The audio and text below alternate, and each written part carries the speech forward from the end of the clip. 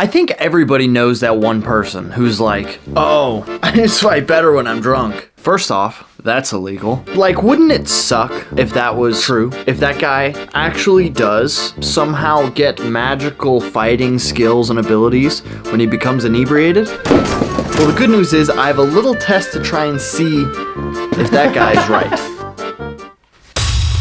Drunk goggles. Okay, so here's, but a hurl. Here's essentially how these work. I don't know. They just make it so you can't see, right? I can see, but I see two of you. Actually, right now, the top of you is right here. Yeah, that's about like real life.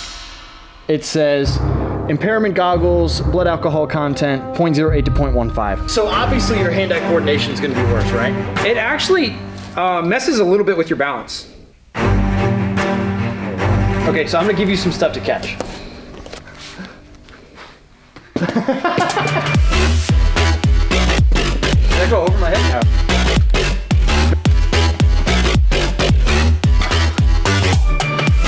This one's a little heavier, so you ready? Do you have a weight? Okay, but there's a slight issue in our testing. Mike and I aren't doctors. In fact, we're kind of the opposite of doctors if you think about it. Other than blurry eyes, what does alcohol really do to the body? Well, for that, I called in a favor with fellow YouTuber, Dr. Chris Rayner. Hey everybody, alcohol affects the way your eyes move and work together, which means you might have trouble focusing on your opponent and could even experience double vision. In an acute manner, moderate alcohol consumption can cause short-term transient dysfunction of the eyes, resulting in blurred vision and headaches, making fighting really difficult. You use so much, that's what people don't realize is how much you will see all of that. But when you put those on, none of that information is available to you. Like the things that I do before I punch, Yeah. you're not seeing any of them. Yeah, right. What it's doing is taking away information from me, my perception. That's a little worse. Yeah, that's worse, right?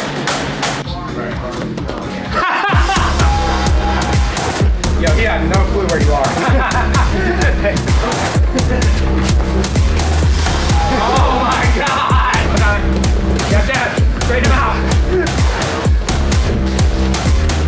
Oh God. There you go, there you go.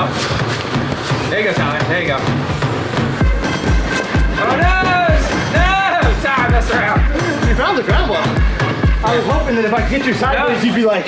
Well, I think a drunk fight naturally devolves. I think untrained fights naturally devolve into clinching and wrestling. So I will admit that there's two things that we say about really, really good fighters. Number one is that they are courageous and they can like go in and do the thing that they're good at. Yep. Number two is we say people can process things at a much higher level. Yeah. They seem or you like say vision. Like Wonder Boy. It's like he's superhuman where he can see everything so much faster than everybody else. What being drunk does is it like slows that down by such a high amount. Yeah. That And maybe it gives you the courage, but like at what cost? No, when I was policing, I fought people on all kinds of stuff. Okay. I fought people that were high out of their minds. I fought people that were raging drunks all the time. Bunches of them. Right. So I've got plenty of data. Okay. The guys that were drunk were never harder to fight.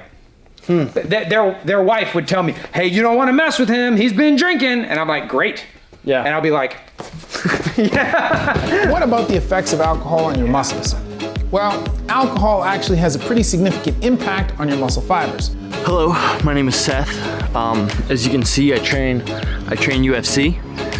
So yeah, I just fight better when I'm drunk, you know, and I'm gonna show you guys right now.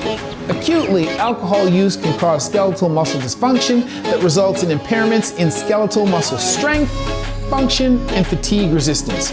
It makes muscles weaker and less able to contract effectively, which means you'll be less coordinated and less able to put up a good fight. Oh jeez, oh no, the kicks are a bad idea. Oh boy. Anything with the punches, they're fine. Oh, it definitely weighs on you after a while though, holy crap. Whoa.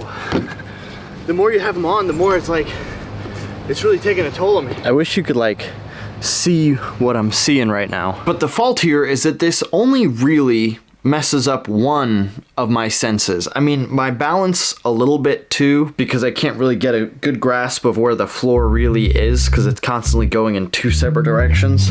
Oh, you are not hamming up the dizziness part. A whole bunch of... No, I'm not.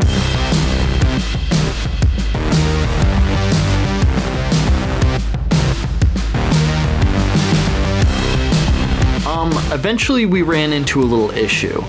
See, Mike didn't like to have my sweaty head on his sweaty head through these goggles, so he went ahead and cleaned them. Don't do that. If you have these, don't do that, because what happens is it gets water inside of these little lines, and once the water goes inside of these little lines, well then it kind of defeats the purpose of the lines, because it all just becomes one clear piece. You did way better than I did. So what Mike was seeing for the first couple rounds of sparring, that was my hand. This round ended up being a little more accurate to what the feeling is like, but Mike just kind of stayed in one spot, didn't move very much.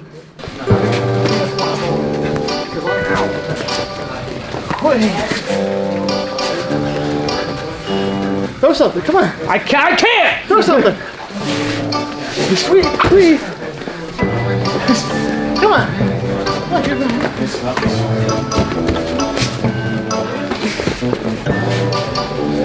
It's not really a good representation of what this really feels like. See, in all actuality, the first round that I had was the most accurate. Is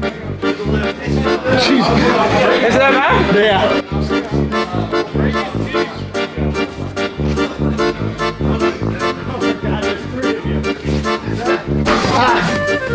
Pick the one that looks most real. That was not a punch. Just hit all of them. Oh my gosh. You just gotta feel where he is, Seth.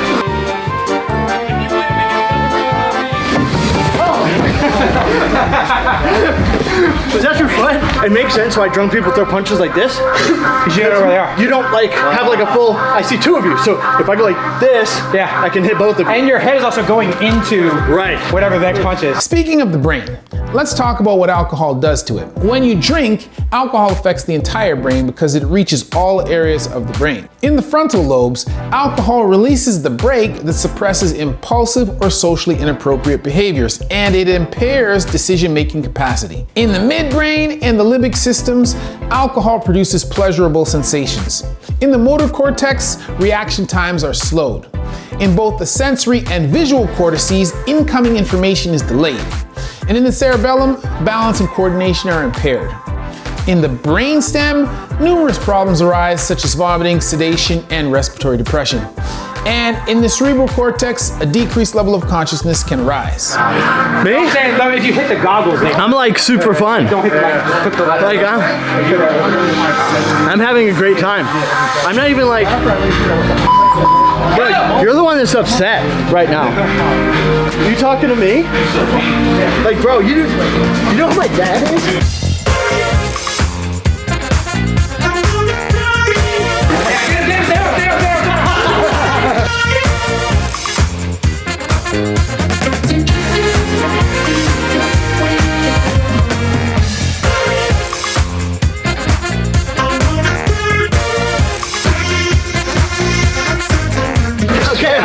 Okay.